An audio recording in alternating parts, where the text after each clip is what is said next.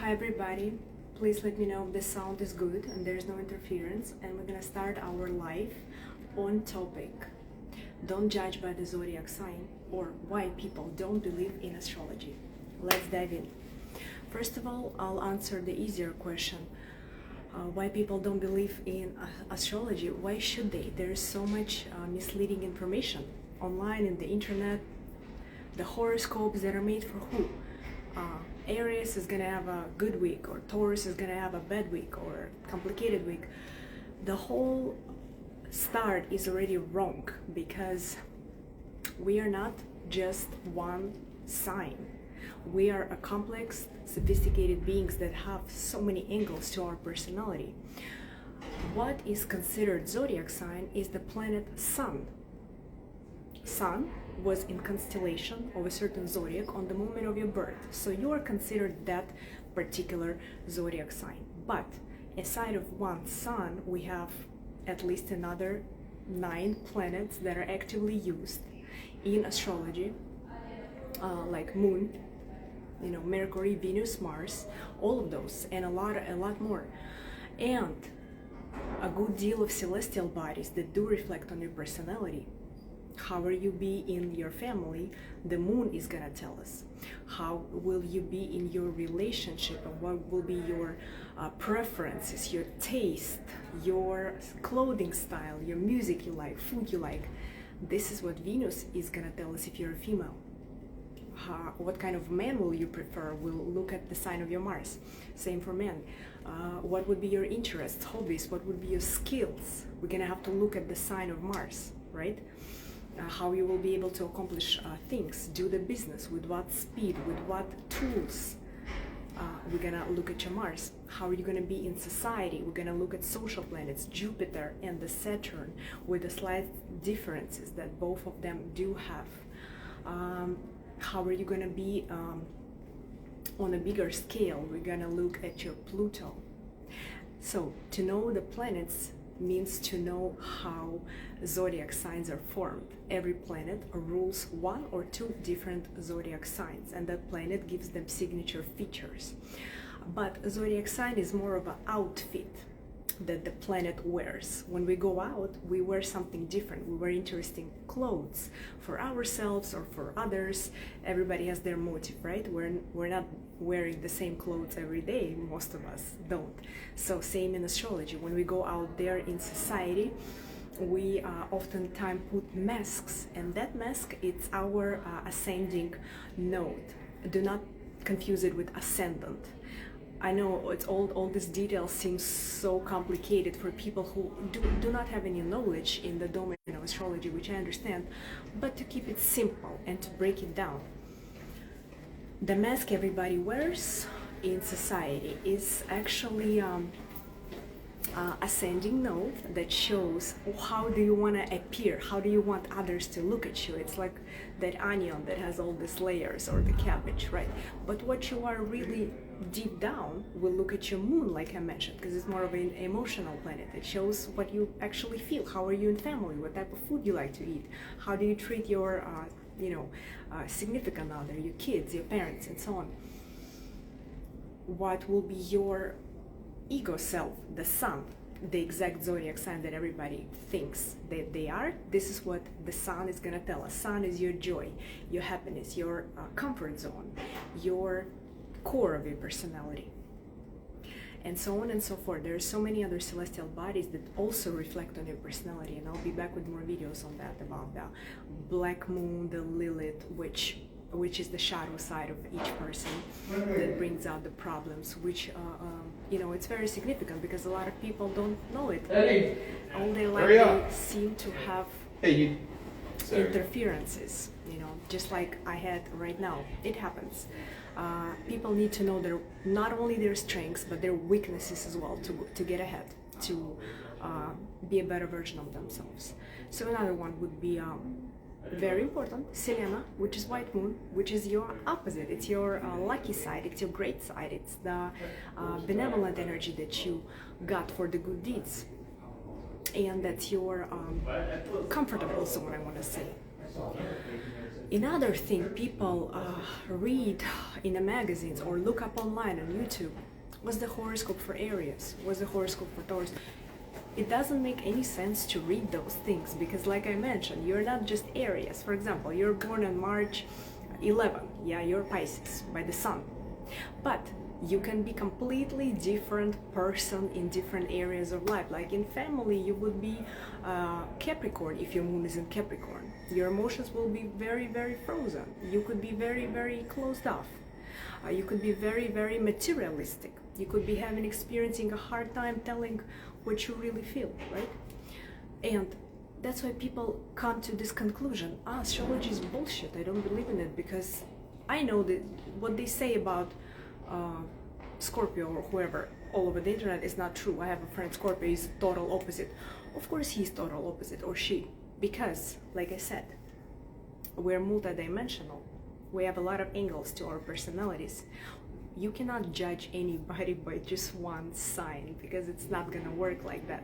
That person will act like an Aries and you will have this expectation, oh, he or she's an Aries.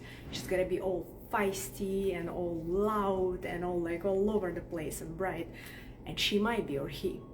But when you come to their house, if that person's moon is in, let's say, a quiet Virgo, you will see exactly opposite. You will see a very, very quiet person, very reasonable, who doesn't talk too much, who is very reserved to themselves, who is very neat in both of their actions and thoughts. And you'll be like, what kind of Aries is that? Like, I thought he or she is supposed to be certain, but she is not.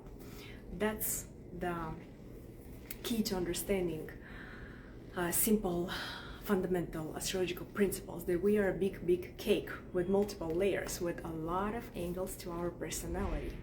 So if you still read the monthly updates, the horoscopes, what's gonna await, what's the month gonna look like for Aquarius or Pisces, just stop doing it because it's not gonna work. You have so many more angles to your personality, and it's much worth to take a little time and research. And if you don't have opportunity to go to specialist for it now, who will clarify you everything from A to Z, you can look it up yourself. Go online, Google anything, build up your natal chart. If you will have any questions, I will be very happy to answer you with a limited amount of time. If you will text me in DM and pull up your chart, I will be very happy to describe you the main fundamental planets, which signs they were in, and then you can go from there. For example, you put your date of birth. The more precise you are, the better, because time matters. You know, celestial bodies change very quickly, like moon. It travels every 2.5 days. It's already in a different house or sign. So you will have a complete agenda on yourself, but what to do with it next, then you can look it up yourself. For example, you will find out that your sun is in Scorpio, so you will read everything about sun in Scorpio. But then you will find out, okay, my moon is in Taurus though, so it means that all those energies they're actually polar opposite, because every zodiac sign has their antipode, right?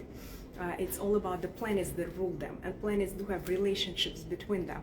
For example, Mars opposes Venus. They have different understanding in a lot of life segments, even love, even their perception of it. So the Aries is ruled by Mars, and Venus is ruled by, the Libra is ruled by Venus. Those two are polar opposites.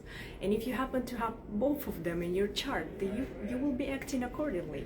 You know, that's why astrology is not what people think it is. That's why it doesn't work for a lot of people, and that's why people are disappointed in it and they don't believe in it. And also, I wanted to add to this live, because I want to keep it short and on point. I mean, unless you got guys any questions, I'll be very happy to read them and answer them as much as I can.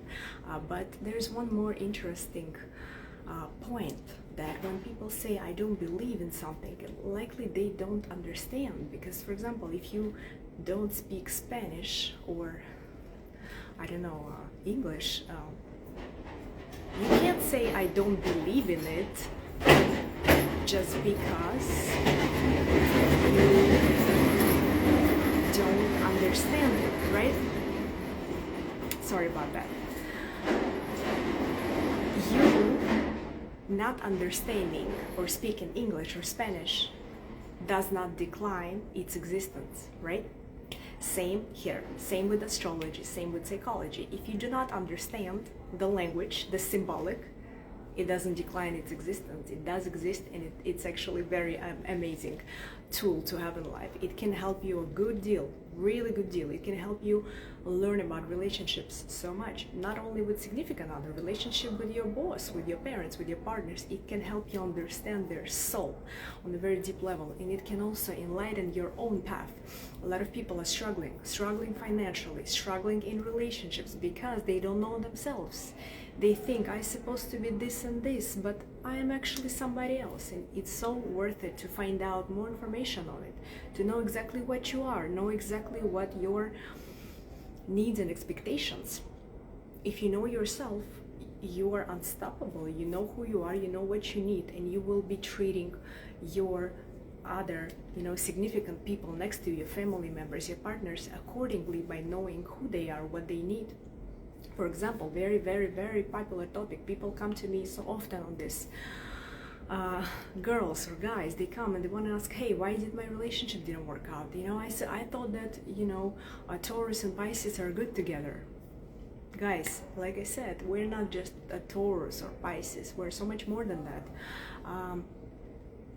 The girl was like, recently, she's like, why it didn't work out between us? I thought we're compatible, I thought we're this, everything was so good at the beginning, but then it turned out that you gave your heart to somebody who is a completely different person, with completely different mindset, with completely different understanding of love. This is why it's important to look at the gender planets once you try to build relationship with somebody. It's so crucial, because just their ego self will show one quality of character, but how they're going to be in the family, you gotta take a closer look to the moon. When you know the sign of moon, you will understand, okay, this person have these preferences, this person has these needs. Moon is the way person wants to build their comfort zone, and to each his own. For moon in Sagittarius, the comfort will be to travel the world and to be all deep down in books on the spiritual matter, studying religions, studying foreign languages, all kinds of cool stuff. But for moon in Taurus, that person would rather find their comfort in a delicious, warm, homemade cooked dinner and nice silky bed sheets and watching Netflix or other TV shows or something, right? To each his own, and there's so many of them. And if you would like to find out more information, I will be so much happy to, discuss it with you guys. So right now, on to your questions. Exactly what I needed. I could not understand what that means when it says a particular sign in a particular planet. Like, what does it mean? Okay, hi Maria.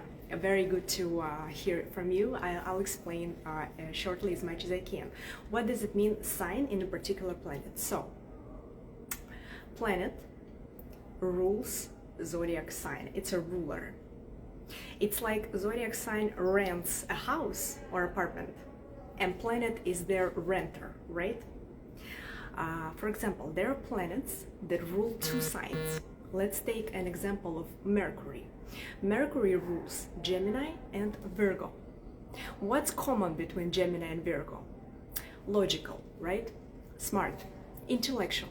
They're not about the feelings, they're about intellect. That's what unites them, because Mercury unites them in that domain.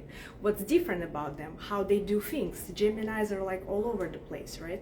But Virgo is very focused, very good with tedious tasks. And I'm not gonna go into description because it's gonna take 3 hours, which we don't have on the live, right? So if you want to, for you I know Maria personally, and we had a really good a live video on my YouTube channel. Please don't hesitate to watch. It's called Earthly Celestial Bridge. Maria is an author of science fiction. We were discussing her first book, very interesting in my opinion, especially in our fast-changing world.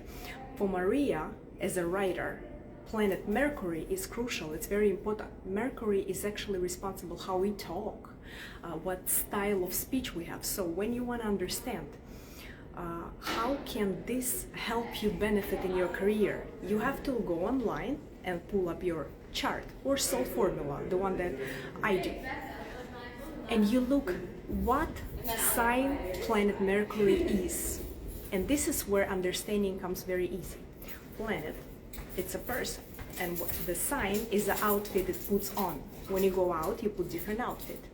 If Mercury is in Aries, how the person speak, and the person will be speaking like Aries, bright, very articulate. The speech is going to be full of fire. You know, all simple things you know about Aries. Each and one of you know, because everybody knows little something. I guarantee you know much more than you think you do, because you have this psychological experience throughout life. You met multiple friends and family members, and you saw the patterns, how they act, how they speak, how they love, how they feel, and so on. So when you want to find out about the throat chakra planet, Mercury, that's responsible for your self-expression as an author, for you, it's important. You have to see where is your Mercury. This is what outfit you put on yourself when you write your books, when you talk to other people, when you think, when you do some stuff that requires logic, stuff that requires analytics. All those qualities Virgo and Gemini have the best, right? Because their ruler is Mercury. So you're gonna see, my Mercury is in Taurus. Your speech will be more slow than Mercury in Gemini. You're gonna be blah, blah, blah, right. The best journalist, by the way. Mercury in Gemini and Mercury in Virgo will be the strongest position of this, because basically on the time the person is born, the planet was in its own house, and you feel, where do you feel the best? You feel the best at home, because you feel comfortable, you know where is everything, where are the forks, where are the spoons, where are the, you know, treats and snacks and stuff, right? So you feel great at home, it's your comfort zone. So same as planet and sign. But some planet can feel very uncomfortable when they travel to the sign hostile or opposite to their energy. For example, if you're a writer, but you still want to do your career, but you understand that your Mercury is in its weakest position in Pisces. Pisces are not about the logic. They feel 1000%, but they cannot logically explain 0, right? So you could be writing about intuitive stuff. You could be writing about fantasy. You could be writing about science fiction, especially if you know, Pisces acquires more of a futuristic and a third eye party. I wanna call them that way. Or Sagittarius goes in that category as well. So, anyways, the outfit you wear in society, that's what it means. Back to your question, what does it mean? Planet is in the sign. I hope I answered clear. Let me know if you have any more questions. Yeah, so I see another question is, we broke up a month ago. I am a Scorpio and he is Cancer. I thought water signs are compatible. There you go, back to what we started. You, as a Scorpio, were judging your partner as a Cancer, so you already put up an expectation and you already narrowed down yourself and your partner in these two water signs. You read somewhere water signs are compatible. Well, water and water together, they do have a common ground. They are more of a close temperament. They can be compatible, but on which level? On the level of their ego self. At first you feel like, ooh, I understand that person. That person feels kind of like me. That's why you get attracted in the first place, because you feel the common ground. But what are you in relationships? Maybe you're not a Scorpio by at all. We gotta know where is your Venus if you're female. We're gonna know where is your Mars if you're male. We're gonna see how you will be behaving in the family. Where is your Moon? We're gonna see what gonna be your expectations of each other. By all those you know, multi-dimensional things that I mentioned before. You are much more than one. You're not black or white. You are multicolored. You're rainbow, right?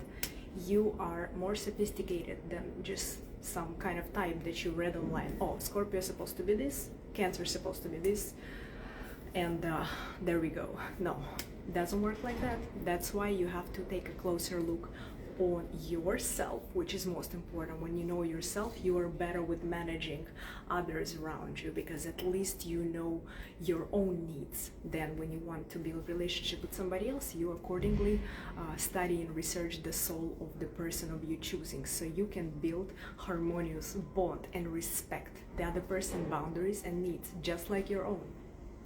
I hope I answered that question. And I see that you guys are here, some of you. I hope to see you again on my channel. If you find this video useful, please comment, subscribe, you know what to do, share, and I'll be very happy to come back with another live for you guys. Let me know in the comments what other topics you find most interesting for me to discuss, and I'll be so glad to get back to you. And for those who don't know me, my name is Starlight, the founder of the Astropsychological brand, and I would be so happy to get in touch with you. Please DM for any inquiries and any information on my consultations. See you next time. Bye bye.